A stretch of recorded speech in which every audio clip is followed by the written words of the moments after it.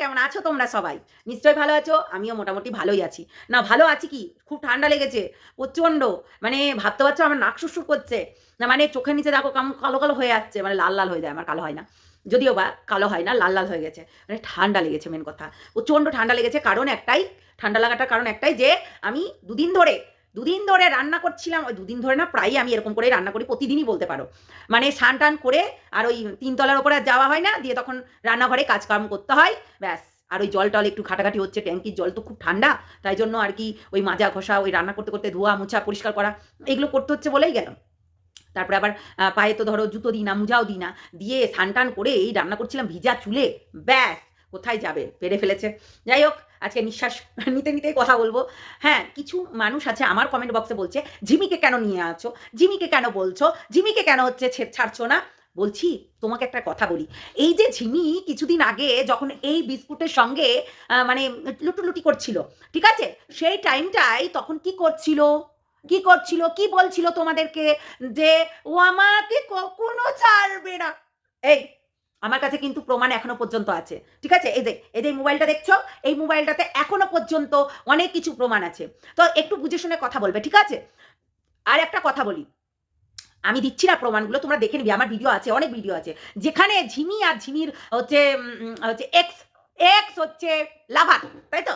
X নাগর, লাভার কম নাগর বলতে হবে। কেননা এদেরকে নাগর ছাড়া লাভার বলা চলে না। ওই নিত্য নতুন যারা অবিবাহিত তাদেরকে লাভার বলতে হয়। কিন্তু যারা বিবাহিত এবং ৪-৫ টা করে ধরছে, ছাড়ছে, ধরছে, ছাড়ছে, ধরছে, ছাড়ছে, তাদেরকে নাগরই বলতে হয়। ঠিক আছে? মানে কিছু, কিছু মানুষের এত উদ্বাই কেন আমি বুঝতে পারি না। এত থার্ড ক্লাস কেন আমি বুঝতে পারি না। ভাই এরা আবার হচ্ছে নিজেদেরকে কত কিছু মনে করে। হ্যাঁ, সিরিয়াসলি।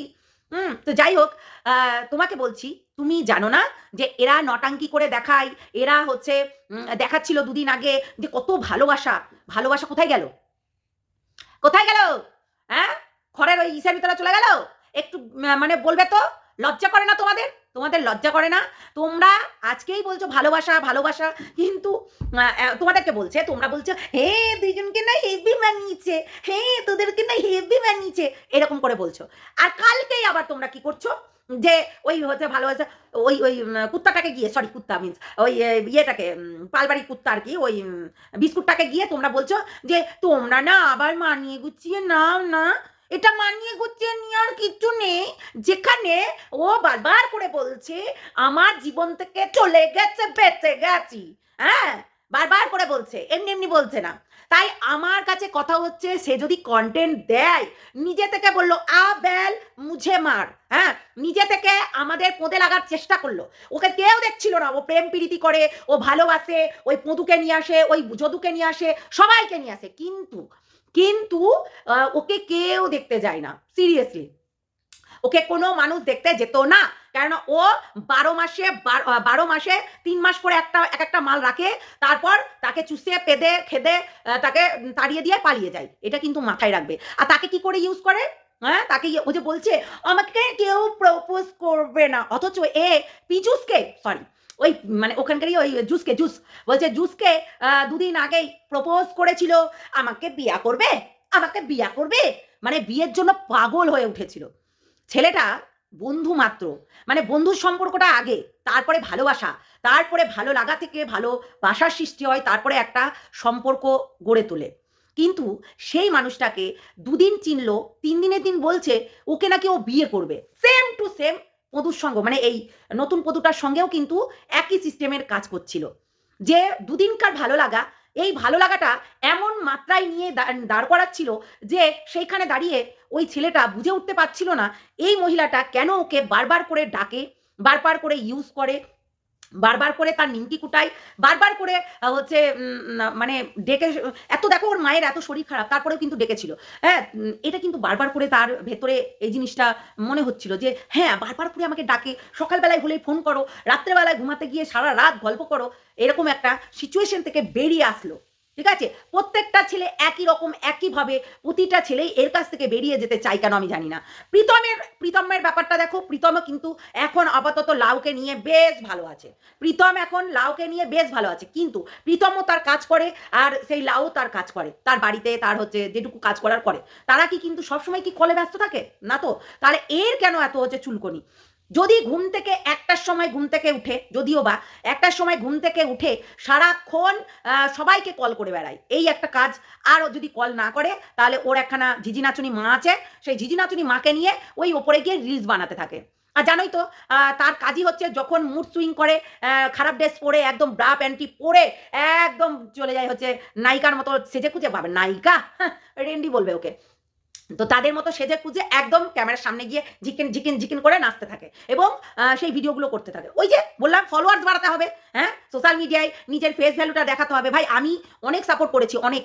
তোমরা এই যে কমেন্টটা করছো না, আমি বলি আমি একে অনেক সাপোর্ট করতাম। কেন জানো? এর একটু দিমাগ খারাপ, আর হচ্ছে নার্ভের বলে না, নার্ভের পেশেন্ট নো, এর দিমাগটাই খারাপ। এর মা এর দিমাগ খেয়ে নিয়েছে। এর মানে এর কি বলতো, এ মানে কখন কি বলে নিজেই বুঝতে পারে না। এখনই বলছে ভালো, এখনই বলছে খারাপ। তাই এর ভালো মন্দ গোবিন্দ কিছুই বুঝতে পারে না, অথচ এ হচ্ছে অনেক ধরনের কথা বলতে থাকে। তাই জন্য কিন্তু এই জিনিসটা থেকে কিন্তু ভালোবাসতাম ওকে। মানে আমি ভাবতাম যে মেয়েটা সত্যিই অসহায়। একতরফা আর কি, যেটা আর কি দেখতাম, এক চোখে দেখা না, তো তেমনি এক চোখে দেখতাম। কিন্তু যখন আমি দেখলাম একটার পর একটা ছেলে, একটার পর একটা, একটা জিনিস ভাবো তো, তোমাদেরও চিন্তাভাবনা হবে, আমারও চিন্তাভাবনা হচ্ছিল যে একটা স্বামী থাকাকালীন যখন আর একটা ছেলেকে নিয়ে এসে ও বলছিল যে দিখাবা করছে, অ্যাকচুয়ালি নয়, দীক্ষাবা নয়, এর বাড়িতে ডেকে নিয়ে গিয়ে তারপর তাকে রীতিমতো মানে তার সঙ্গে লটঘট করা, বান্টু মাপা, রীতিমতো যা নয় তাই করেছে। সেই জন্য কিন্তু আমার কোথাও না কোথাও মনে হচ্ছিল যে এটা কি সাইকো হতে পারে, এ কি ইনোসেন্ট হতে পারে। তারপরেও আমার আমার মনে হলো না, ওর পাশে দাঁড়ানোর দরকার, দাঁড়িয়েছিলাম।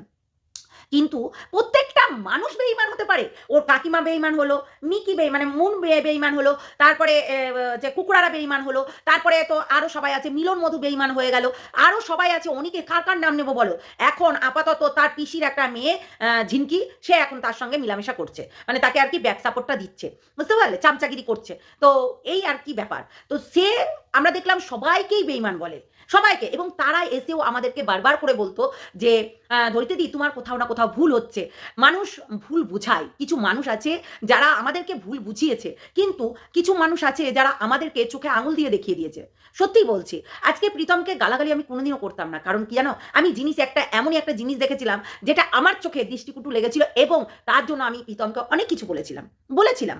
এটা কিন্তু আমি অস্বীকার কখনোই করি না, ঠিক আছে? তো সেটাই হচ্ছে কথা, তখন আমার বলতেই হতো, তাই আমি বলেছিলাম। আর এই যে ঝিমির কথা বলছো, ঝিমি সত্যি এরা বেঈমান, এর মা মেয়ে সত্যিই বেঈমান। আমরা কিন্তু কখনোই বেঈমানিগিরি করিনি, যদি করতাম তাহলে কালনা যেতাম না, ওর সঙ্গ দিতাম না, ওর পাশে দাঁড়াতাম না, এতগুলো মানুষ পাশেই দাঁড়াতাম না। আর আর পুরনো শত্রুর সঙ্গে আমরা কথাও বলতাম না, বুঝতে পারলে? তোমরা ভাবো আমরা পুরনো শত্রুর সঙ্গে কথা বলে সবাই একত্রিত হয়ে একে আমরা হচ্ছে সাপোর্ট করতে গেছিলাম, কিন্তু সেটা আমাদের সব থেকে ভুল হয়েছিল। আজকে তাদের কাছ থেকে যদি 100টা টাকা পাও, তারা বারবার করে সোশ্যাল মিডিয়ায় এসে বারবার করে চাইবে, কিন্তু আমাকে দেখেছো কোনোদিনও তাদের কাছ থেকে কোনো টাকা পয়সা চাইতে? আমি মানুষটাই এরকম, সত্যি মানুষটাই এরকম যে মানুষের পাশে দাঁড়াতে ভালোবাসি। হ্যাঁ, ওকে একদিন ভালোবেসেছিলাম, খুব ভালোবেসেছিলাম, তখনও কিন্তু তোমরা আমাকে কমেন্ট করে গেছিলে যে লোক দেখানো কান্না নয়, লোক দেখানো কান্না নয়, কেননা ও সত্যিই হচ্ছে তখন একটা কি বলতো, একটা বাচ্চা মেয়ে, তার সংসার ভেঙে যাচ্ছে এইটা ভেবে, কিন্তু আমি জানতাম না তার মধ্যে বাচ্চা নয় চোবাচ্চা বাস করছে, ঠিক আছে? এটা কিন্তু আমি জানতাম না। পরবর্তীকালে গিয়ে আস্তে আস্তে জানতে পারলাম যে তার মধ্যে অনেক কিছু চোবাচ্চা কাজ করে, বাচ্চা নয় সে।